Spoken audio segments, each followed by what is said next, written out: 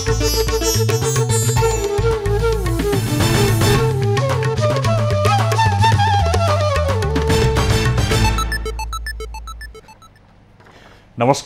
यो एभिन्यूज खबरको संकेत हो। तपाईं अहिले एभिन्यूज एट 7 मा हुनुहुन्छ। म सुशील खतिवडा। प्रारम्भमा मूल खबर।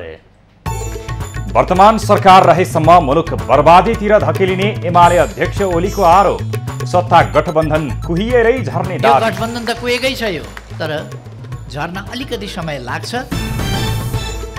स्थानीय तहलाई बलियो बनाउनु पर्नेमा विज्ञहरूको जोड। स्थानीय तह बलियो बने मात्रै सार्वजनिक प्रशासन बलियो बन्ने भनाई। स्थानीय तहले आफ्नो शासकीय प्रबन्ध गर्न सक्ने। चितवन पुगेर माओवादी अध्यक्ष दाहालले बाँडे दलित भूमिहीनलाई जग्गा धनी पूर्जा। भूमिहीनहरूको पक्षमा संविधान कार्यान्वयनमा आएको दाबी। नेपालले भारतमा थप 364 मेगावाट विद्युत निर्यातका लागि पायो अनुमति। आयातमा उत्पन्न समस्या समाधान भइसकेको घिसिङको भनाई। शेयर बजारमा 5 दिनदेखि लगातार गिरावट। निप्से परिसूचक 32 अङ्कले घट्यो। कारोबार रकम 2 अर्ब भन्दा कम।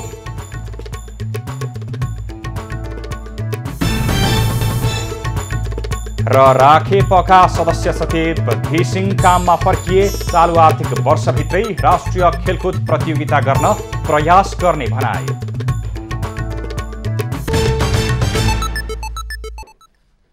अब खबरको सिलसिला प्रारम्भ गरौं। एमाले अध्यक्ष ओलीको भनाई सम्बन्धी प्रसङ्गबाट। नेकपा एमालेका अध्यक्ष केपी ओलीले वर्तमान सरकार रहिरहेमा देश बर्बादीतिर धकेलिने बताएका छन्। बुधबार नेपाल राष्ट्रिय उद्योग व्यवसाय महासङ्घको दोस्रो राष्ट्रिय महाधिवेशनलाई सम्बोधन गर्दै अध्यक्ष ओलीले अहिले देशमा लगानीको कुनै सम्भावना नरहेको उल्लेख गर्दै वर्तमान सरकार रहिरहेमा देश बर्बादीतिर धकेलिने बताएका हुन्। उनले बैंकसँग पनि लगानीको लागि दिने पैसा नभएकाले देश आर्थिक सङ्कटमा फस्दै गएको बताए। यो कुनै पनि नयाँ उद्योग व्यवसाय सुरु गर्दा ब्याङ्कबाट लोन लिनुपर्छ, दिनुपर्छ ब्याङ्कले। नयाँ लगानीका लागि कुनै सम्भावना छैन यति बेला, किनभने ब्याङ्क पैसा दिन सक्दैन। ब्याङ्क पैसा दिन सक्ने अवस्थामा छैन। यो सरकार तुरुन्तै ढलेन भने जति दिन रहन्छ त्यति बढी देशलाई बर्बादीतिर धकेल्छ। पूर्व प्रधानमन्त्री समेत रहेका ओलीले गठबन्धन सरकार कुहिएर झर्ने बताए। उनले सरकार ढाल्न आफूहरूले कोसिस नगर्ने स्पष्ट पार्दै एमाले सरकारमा नभई चुनावमा ध्यान दिइरहेको बताए।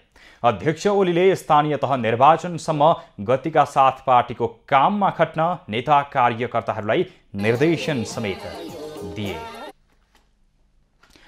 निर्वाचन नजिकिएसँगै नेतालाई खुबै चुनाव लागेको छ, तर जनतालाई साँझ बिहानको भोकको पिर छ। चुनावी नाराले कहिल्यै गरी खाने जनताको पेट भरिएन र त भुइँ मान्छेहरूको लागि आसन्न निर्वाचन पनि हर्ष न विस्मत जस्तै छ। विशेष खबरको साथमा plumber CPVC Pipes and fittings, विश्वास प्लम्बिङ को। शिवम सिमेन्ट, भरोसा अटुट सम्बन्धको।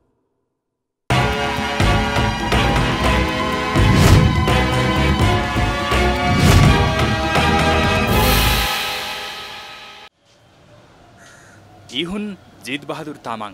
यिनी उमेरले 70 वर्ष भए। नुवाकोट घर भई काठमाडौँमा ज्याला मजदुरी गर्ने यिनै तामाङले धेरै पटक निर्वाचनमा भोट पनि हाले। कसलाई कतिचोटि भोट हाले भन्नेमा यिनी आफैलाई लेखाजोखा नै छैन। भोट हाल्दा यिनी वृद्ध नै भइसके।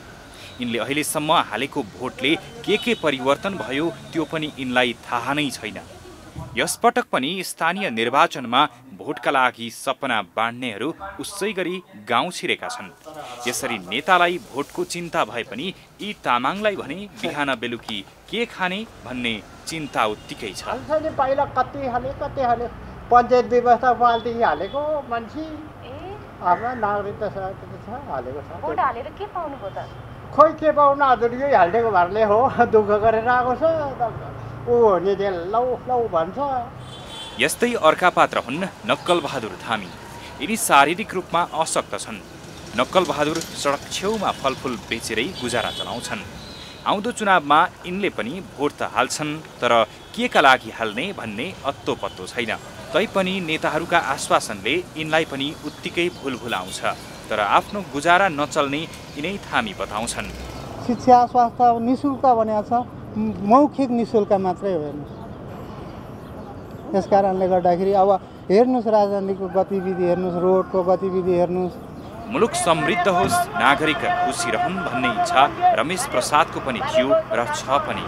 तर यिनको पनि सोचे जस्तो अहिलेसम्म भएको छैन। एउटा गतिलो रोजगारी समेत छैन। बिहान बेलुकी खाना लाउनै धौधौ छ रमेश प्रसाद शाहलाई पनि। भोट किन अब हाम्रो जनताहरूलाई यसो अब होस्, विकास होस्, त्यहीको उसले हामी भोट हाल्ने, राम्रो नेतालाई भोट हाल्ने। विकास त कहाँ हुनु, केही भएको छैन। एकदम चराइमाम छ, जनता एकदम अल्पत्र छ, केही छैन सुविधा। यता सर्लाहीका रूपेश राम राजधानीको चक्रपथमै भेटिए। यिनले भने अहिलेसम्म भोट हालेका छैनन्। 28 वर्षका यिनी भोट हाल्नुभन्दा बरु काम गरे खान पाइने बताउँछन्। अहिलेसम्म गाउँमा सडक समेत नपुग्दा यिनीमा राजनीतिप्रति वितृष्णा नै छ। विकास गरे होइन, त्यही भएछ, बाटो त सही गरे होइन, अनि के विकास गर्नु, केही पनि विकास गरेन।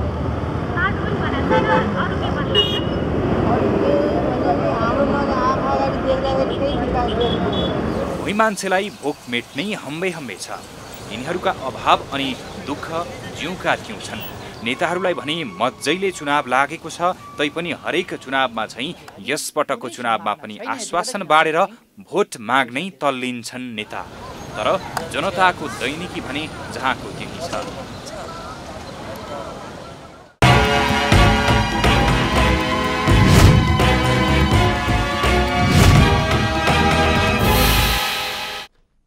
निर्वाचन आयोगका प्रमुख आयुक्त दिनेश कुमार थपलियाले संघीयतामा सार्वजनिक प्रशासन बलियो बनाउन स्थानीय तहलाई बलियो बनाउनु पर्ने बताएका छन्। बुधबार काठमाडौँमा आयोजित कार्यक्रममा थपलियाले संघीयतालाई बलियो बनाउन सके मात्रै सार्वजनिक प्रशासन पनि बलियो हुने बताए। संघीयतामा सार्वजनिक प्रशासनलाई प्रभावकारी कार्यान्वयनमा लानुपर्ने आवश्यकता रहेको उनको भनाइ छ। स्थानीय तह, प्रदेश सरकार, हाम्रा 3 तहको सरकार सँगसँगै त स्थानीय तहले आफ्नो शासकीय प्रबन्ध गर्न सक्ने, प्रदेश सरकारले आफ्नो प्रशासनिक बन्दोबस्त गर्न पाउने कुराहरूलाई पनि यहाँ उजागर गरिएको छ।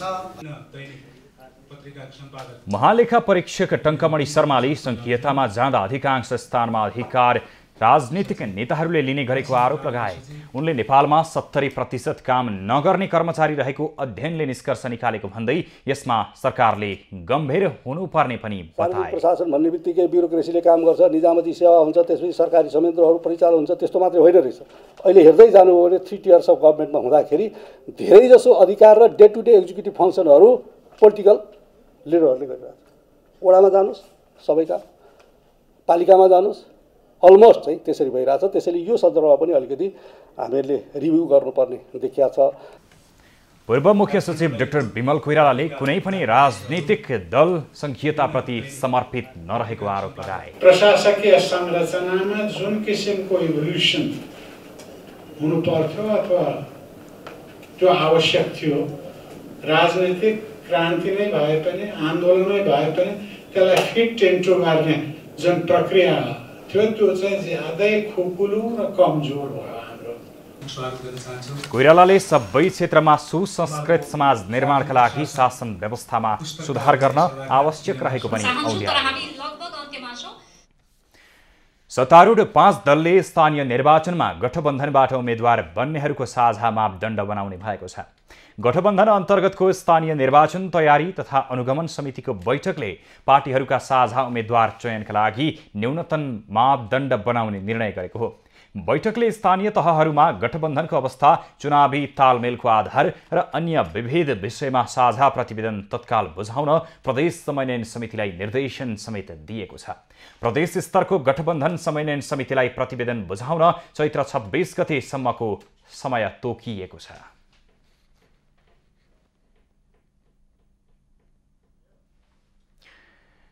प्रदेशगत प्रतिवेदन आएपछि मात्रै महानगरपालिकाको नेतृत्व लगायतका विषयमा छलफल हुनेछ।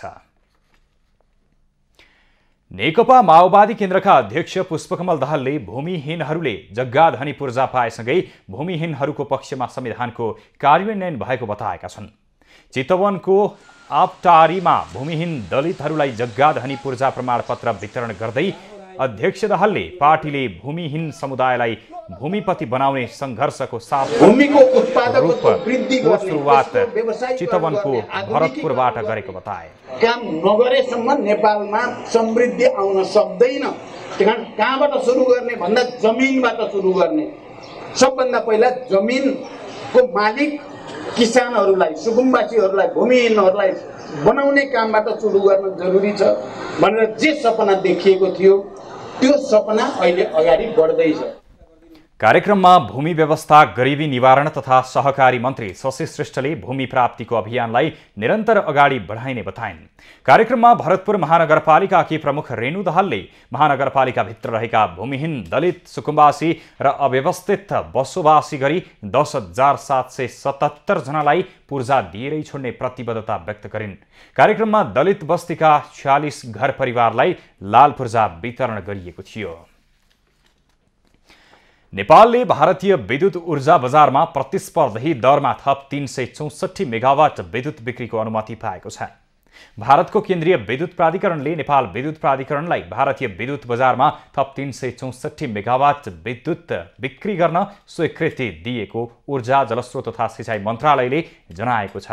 बुधबार मन्त्रालयमा आयोजित पत्रकार सम्मेलनमा ऊर्जा मन्त्री पम्फा भुसालले वर्षायाममा उत्पादित विद्युत मुलुकभित्र खपत गरी अतिरिक्त विद्युतको निर्यात गरेर व्यापार घाटामा कमी ल्याउने बताइन्।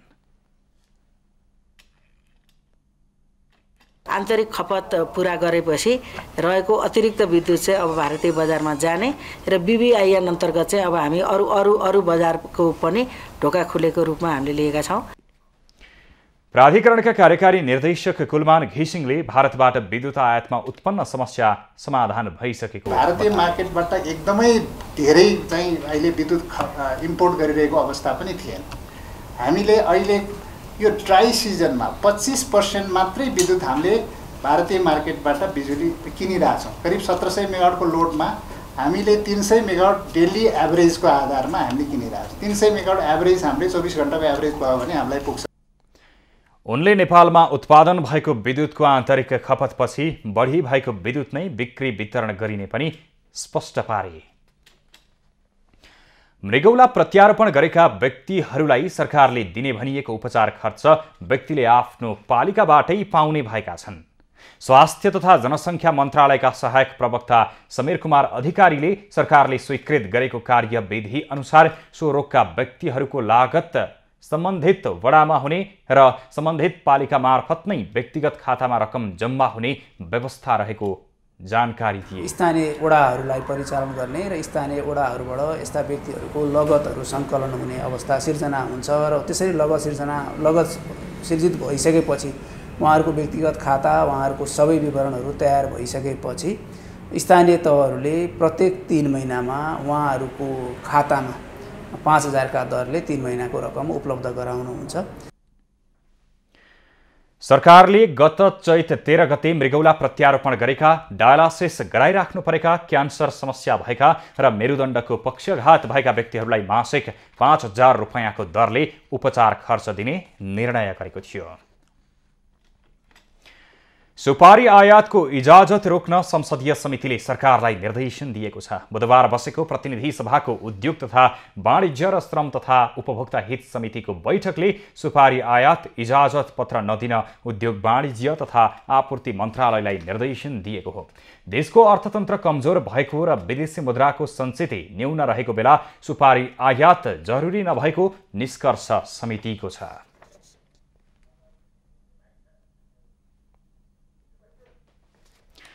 समितिले सुपारी आयात र प्रयोगको अवस्थाबारे स्थलगत अध्ययन गर्ने निर्णय समेत गरेको छ। खबरको सिलसिला अझै जारी छ, हामीसँगै रहनुहोला।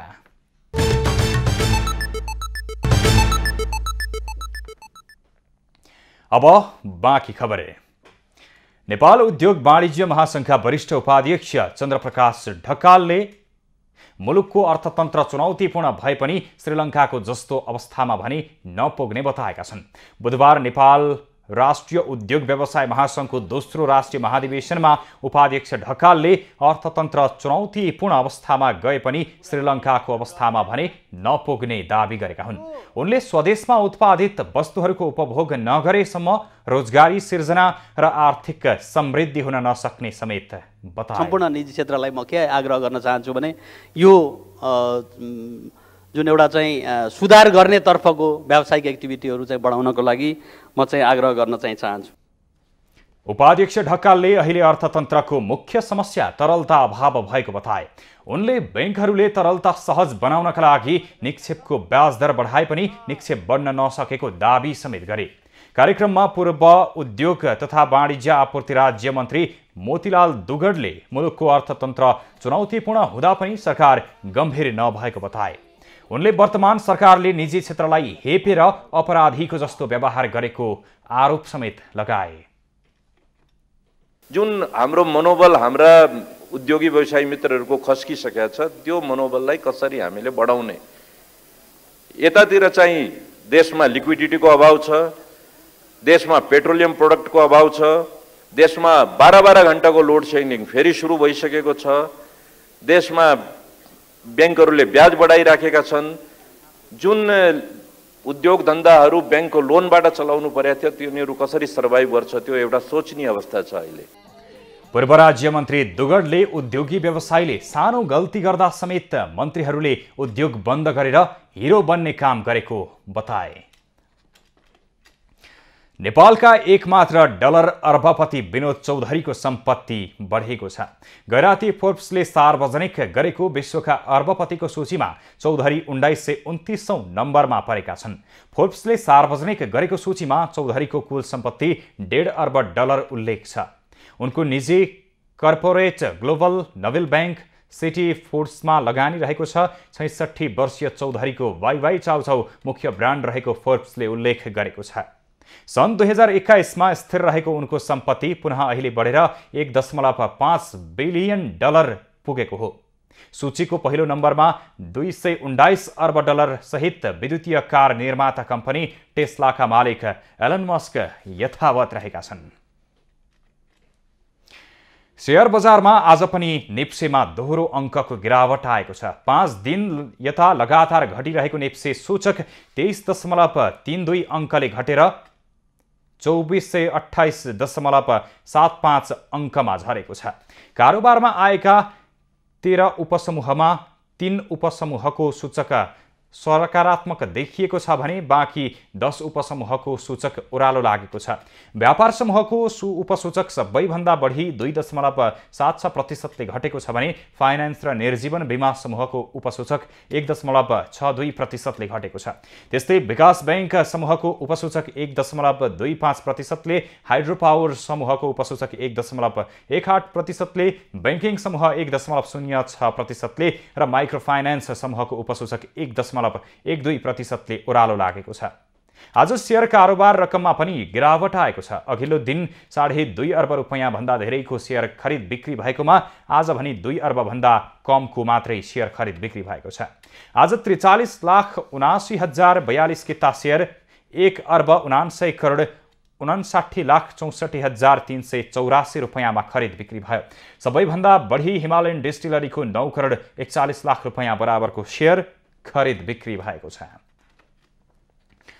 शान्ति स्थापनार्थ अफ्रिकी मुलुक कङ्गोमा खटिएका एकजना नेपाली सैनिकको विद्रोहीको आक्रमणबाट मृत्यु भएको छ। मृत्यु हुनेमा सुर्खेत गुरुमाकोट 14का सिपाही अनिल गुरुङ रहेका छन्। अपरेसन वालीको दौरानमा प्रमुख सेनानी निखिल कुवरको कमान्डमा खटिएको नेपाली शान्ति सेनाको टोलीमाथि मंगलबार विद्रोही मिलिसियाले आक्रमण गर्दा गुरुङ घाइते भएका थिए। घाइते सैनिक गुरुङको हेलिकप्टर मार्फत उद्धार गरी बुनियास्थित लेभल 2 अस्पताल पुर्याइएको थियो। उपचारकै क्रममा गुरुङको हिजो मृत्यु भएको नेपाली सेनाले विज्ञप्ति मार्फत जानकारी दिएको छ। यसैबीच संयुक्त राष्ट्रसङ्घका महासचिव का सहायक प्रवक्ताले विज्ञप्ति जारी गर्दै दिवंगत नेपाली सैनिकप्रति श्रद्धाञ्जली र परिवारप्रति समवेदना प्रकट गरेका छन्। उदयपुरको बेलका नगरपालिका 3 बुद्ध चोकमा भएको बालिका हत्याका आरोपीलाई प्रहरीले पक्राउ गरी सार्वजनिक गरेको छ। कोशी जनता माध्यमिक विद्यालयमा कक्षा 10 मा अध्ययनरत 16 वर्षीय कविता सुनवारको हत्यामा संलग्न भएको आरोपमा पक्राउ पर्नेमा भारतको सिक्किम राज्य बेयुङ स्थायी घर भई बेलका 3 बस्ने विनोद ढकाल र बेलका 3 की 17 वर्षीय नाबालिका रहेकी छन्। बुधबार पत्रकार सम्मेलन गरी प्रहरीले हत्या भएको सूचना पाएको 2 घण्टाभित्र हत्यामा संलग्नलाई पक्राउ गरेको जनाएको छ। आरोपी ढकाललाई 7 दिन र नाबालिकालाई 5 दिन थुनामा राख्न उदयपुर जिल्ला अदालतबाट अनुमति लिएर अनुसन्धान गरिरहेको पनि प्रहरीले जानकारी दिएको छ।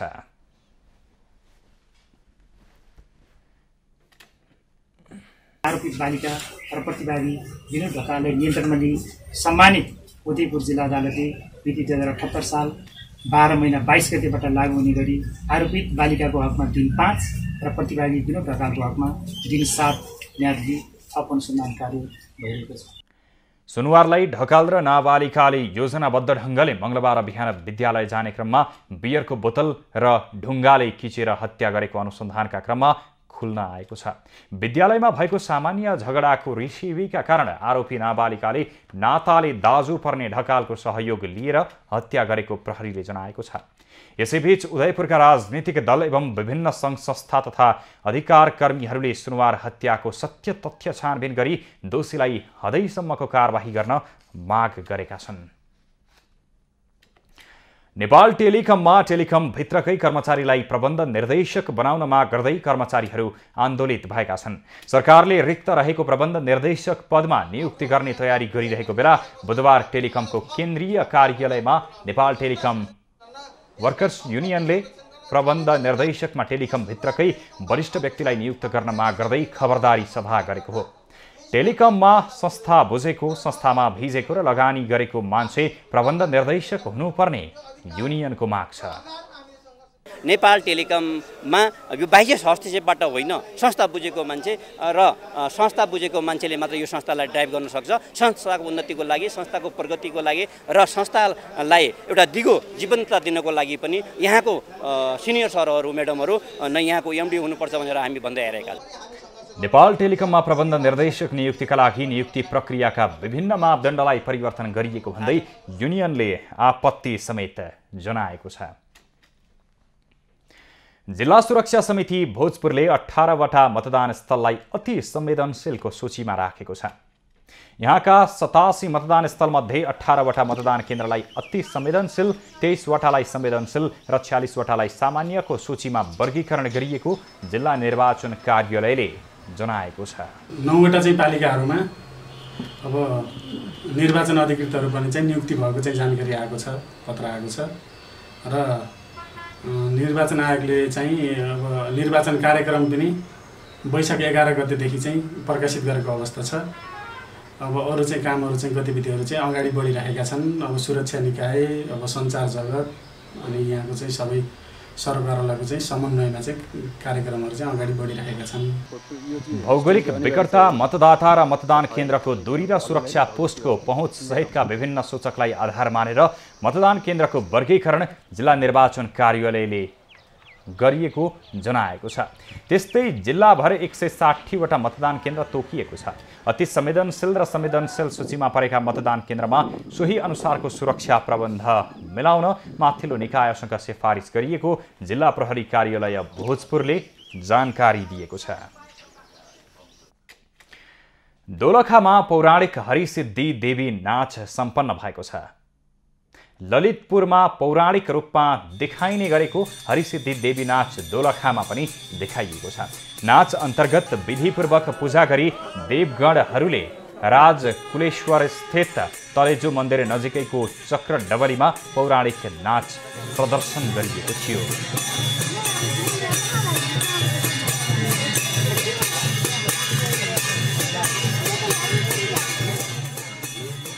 12 वर्षमा एकपटक देखाइने नाच हरिसिद्धि क्षेत्र बाहिरका भक्तपुर, धुलीखेल, पनौती र पशुपतिमा देखाउने प्रचलन रहेको छ। पछिल्लो समय विवाह, व्रतबन्ध, पूजा, महोत्सव, महायज्ञ, विजय र्याली लगायतको शुभ कार्यमा बजाउने मौलिक पञ्चेबाजा व्यावसायिक बन्न नसक्दा लोप हुने अवस्थामा छ। तर झापाका बाहुन क्षेत्री समुदायका महिला भने मौलिक पञ्चेबाजा लोप हुन नदिन संरक्षणमा जुटेका छन्।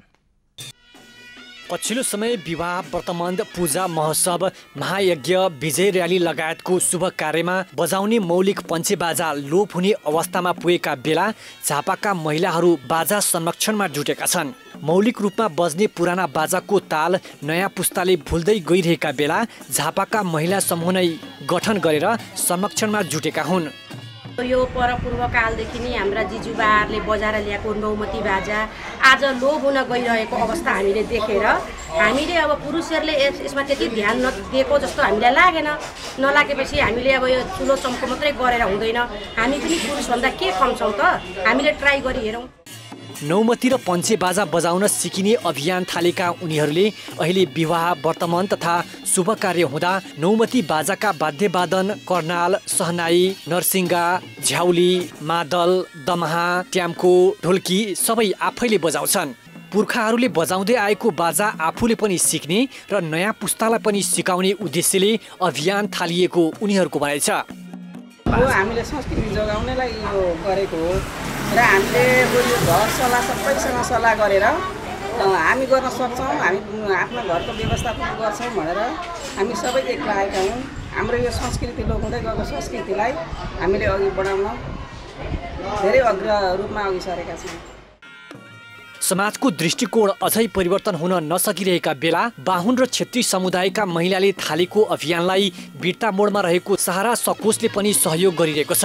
लोप हुन आँटेको बाजा तथा संस्कृति संरक्षणमा लागेका महिलाहरूलाई उद्यमशीलतातर्फ जोड्न भन्दै साकोसले आवश्यक सामग्री प्रदान गर्दै आएको छ।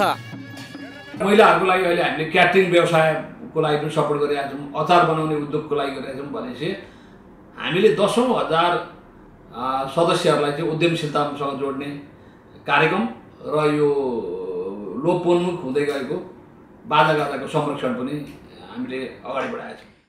पञ्चेबाजा बजाउने दमाई जातिमा समेत बाजाप्रतिको मोह घटिरहेका बेला पलाहाका बाहुन क्षेत्री समुदायका महिलाले थालेको यो कार्य प्रशंसनीय छ। पञ्चेबाजालाई महिलाले छुन समेत हुँदैन भन्ने मान्यतालाई चिर्दै सङ्गठित भएर लोपोन्मुख बाजा संरक्षणमा जुटेका महिलाहरूको यो अभियानबाट अन्यले पनि केही सिक्न जरुरी छ। सन्तोष न्यौपाने, झापा।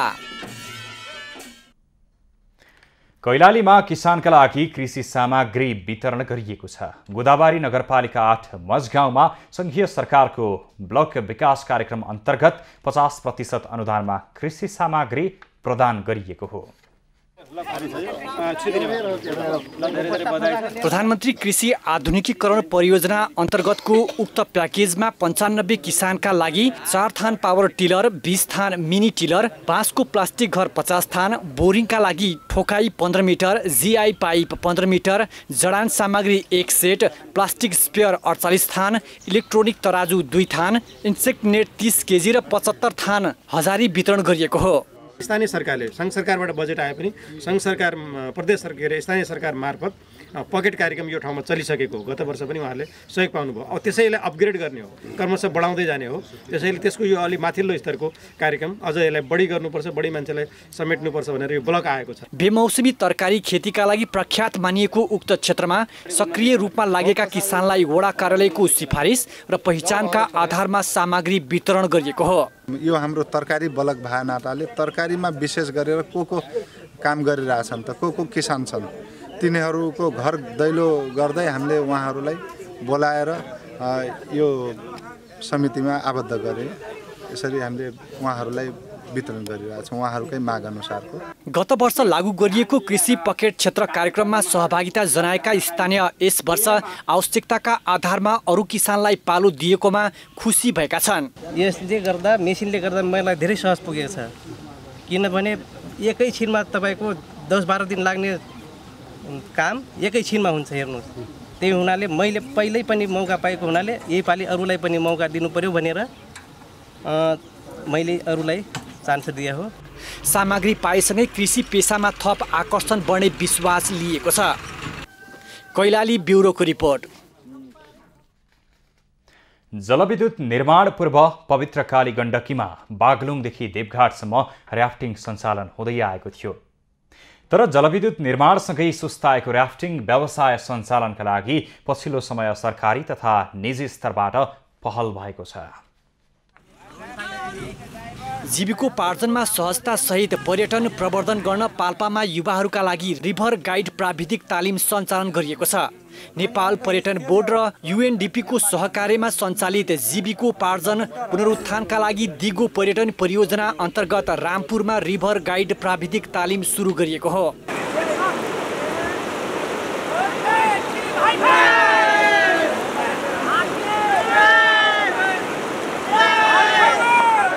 रामपुर नगरपालिकाको आयोजना, पर्यटन बोर्डको प्रवर्धन र नेपाल एसोसिएसन अफ र्याफ्टिङ एजेन्सीको सहकार्यमा तालिम सञ्चालन गरिएको हो। डुङ्गा अब चलाउनेदेखि लिएर डुङ्गालाई कसरी ह्यान्डल गर्ने, अब डुङ्गालाई अब यो ऱ्यापिडमा भन्छ हामीले ठेरा हुन्छ अलिकति, त्यसमा चाहिँ डुङ्गा कसरी मनुभर गर्ने, कसरी कन्ट्रोल गर्ने, यो कुराहरू बेसिक कुराहरूलाई लिएर अनि त्यसपछि डुङ्गाहरू पल्टिँदाखेरि कसरी सुल्टाउने, कसरी अनि मान्छेहरू उद्धार गर्ने हो, यो कुराहरू चाहिँ समेटेको हुन्छ।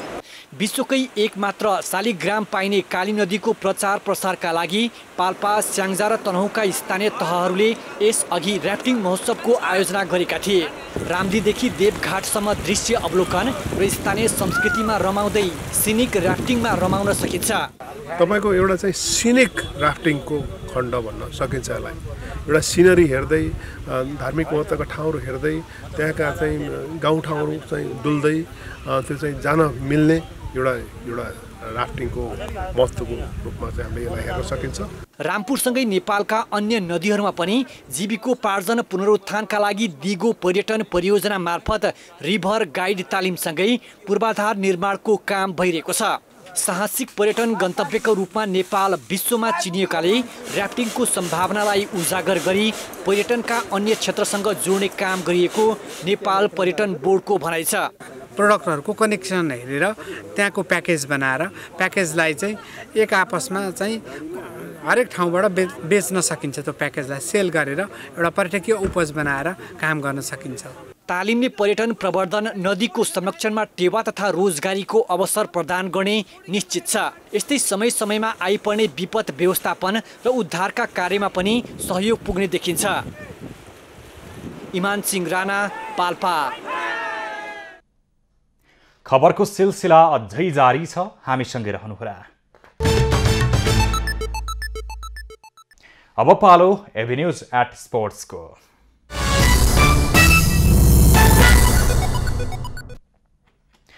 राष्ट्रिय खेलकुद परिषद राखेपका सदस्य सचिव टङ्कलाल घिसिङ बुधबारबाट काममा फर्किएका छन्। राखेप सदस्य सचिवको विवाद समाप्त भएसँगै बुधबारदेखि काममा फर्किएका घिसिङले चालु आर्थिक वर्षभित्र नै राष्ट्रिय खेलकुद प्रतियोगिता आयोजनाका लागि प्रयास गर्ने बताए। उनले समग्र खेलकुदको विकासका लागि सातै प्रदेशसँग छलफल गर्ने जानकारी समेत दिए। मैले जे सङ्कल्प गरेको थिएँ, जे लक्ष्य एउटा निर्धारण गरेको थियो, भरै त्यो निर्धारित गरेको लक्षित उद्देश्य हासिल गर्न सक्छ सक्दैन म यसै भन्न सक्दिनँ, तर अब मेरो पहिलो निशाना नै त्यहाँ हुनेछ। सर्वोच्च अदालतले मंगलबार तत्कालीन राखेपका सदस्य सचिव रमेश कुमार सेलवालले आफूलाई बर्खास्त गर्ने सरकारको निर्णयप्रति दायर गरेको रिट निवेदन खारेज गरेपछि सदस्य सचिवको विवाद समाप्त भएको हो। अब पालो खास खबरको।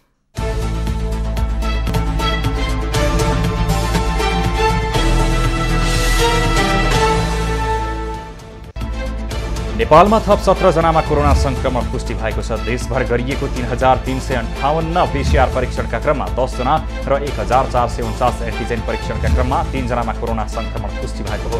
त्यस्तै बुधबार पनि कोरोनाका कारण कसैको पनि मृत्यु भएको छैन भने थप 57 जना संक्रमण मुक्त भएका छन्। हाल देशभर सक्रिय कोरोना संक्रमितको संख्या 765 रहेको छ। दुर्व्यसनीलाई सुधार गर्न खोलिएका सुधार गृह तथा पुनर्स्थापना केन्द्रहरूले मासिक बढीमा 20,000 रुपियाँ मात्र लिन पाउने भएका छन्। गृह मन्त्रालयको महाशाखाले दुर्व्यसनीसँग मासिक 12,500 रुपियाँदेखि 20,000 रुपियाँसम्म लिन पाउने गरी निर्णय गरेको हो। मन्त्रालयका अनुसार हाल आबद्धता लिएर सञ्चालन भइरहेका पुनर्स्थापना केन्द्रको सङ्ख्या 250 को हाराहारीमा रहेको छ भने चालु आर्थिक वर्षमा मात्र 53वटा पुनर्स्थापना केन्द्रहरूको मन्त्रालयसँग आबद्धता रहेको छ। लोकतान्त्रिक समाजवादी पार्टी लोसपाका अध्यक्ष महन्त ठाकुर अस्वस्थ भएका छन्। कार्यक्रमका लागि भैरवहा पुगेका बेला आकस्मिक रूपमा अस्वस्थ भएका ठाकुरलाई हेलिकप्टर मार्फत काठमाडौँ ल्याइएको छ। उनको अहिले मेडिसिटी अस्पतालमा उपचार भइरहेको छ। प्रारम्भिक जाँचमा गम्भीर समस्या केही नदेखिएको लोसपा नेता डाक्टर सुरेन्द्र झाले जानकारी दिए। उच्च शिक्षालय तथा माध्यमिक विद्यालय संघ नेपाल हिसानले आउँदो चैत्र 25 र 26 गते 8औं राष्ट्रिय महाधिवेशन गर्ने भएको छ। महाधिवेशनमा 35 जिल्लाका 600वटा शिक्षालयबाट प्रतिनिधिहरूको उपस्थिति रहने संघका महासचिव लोकबहादुर भण्डारीले बताए। भण्डारीले महाधिवेशनले नेपालभर रहेका निजी शिक्षालयहरू बीचको एकतालाई मजबुत बनाउने नीति बनाइने समेत बताए। स्वास्थ्य कार्यालय बागलुङले टाइफाइड रोग विरुद्धको खोप अभियानका लागि 320 खोप केन्द्र कायम गरेको छ। अभियानमा 370 जना स्वास्थ्यकर्मी र 1280 जना स्वयंसेवक परिचालन गरिने बताइएको छ। खोप अभियान सफल बनाउन 516 विद्यालयका शिक्षक समेतले स्वयंसेवकको रूपमा भूमिका निभाउनेछन्। अभियानमा 15 महिनादेखि 15 वर्षका करिब 71,365 बालबालिकालाई खोप दिइने योजना छ। नेपाली बजारमा सुनको मूल्य बुधबार 300 रुपैयाँले घटेको छ। नेपाल सुन चाँदी व्यवसाय महासङ्घका अनुसार बुधबार छापावाला सुनको मूल्य प्रति तोला 98,500 रुपैयाँ र तेजाबी सुनको मूल्य प्रति तोला 98,000 निर्धारण भएको छ।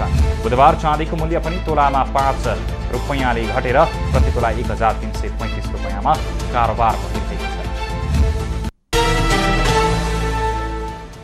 कृषि उत्पादकत्व वृद्धिका लागि उन्नत जातका बिउ, मलखाद र कृषि औजार प्रयोगका बारेमा बृहत छलफल गरी उचित निष्कर्ष निकाल्नुपर्ने सरकारवालाहरूले बताएका छन्।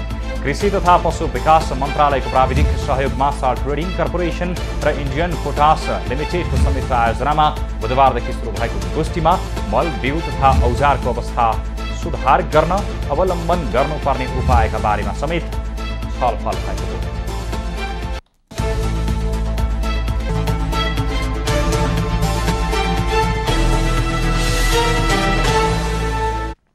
अब पालो एभिन्यूज एट मौसमको।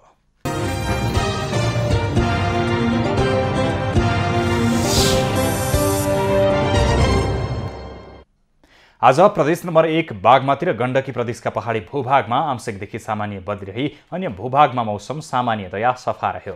राति प्रदेश 1 र गण्डकी प्रदेशका पहाडी भूभागका 1 वा 2 स्थानमा मेघगर्जन चट्याङ सहित हल्का वर्षाको सम्भावना रहेको जल तथा मौसम पूर्वानुमान महाशाखाले जनाएको छ। काठमाडौँ उपत्यकाको आजको अधिकतम तापक्रम 30 डिग्री सेल्सियस र न्यूनतम तापक्रम 16 डिग्री सेल्सियस मापन गरियो। आज देशभरको मौसम कस्तो रह्यो त हेरौं देशका विभिन्न स्थानको मौसमी अवस्था।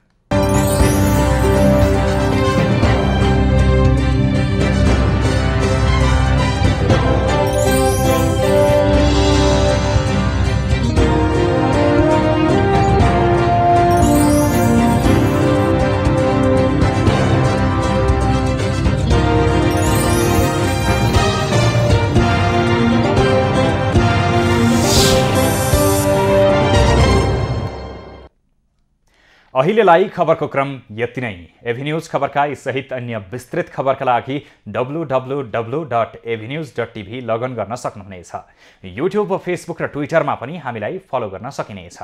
खबरभित्रको खबरका लागि हेर्दै रहनुहोला एभिन्यूज खबर। नमस्कार।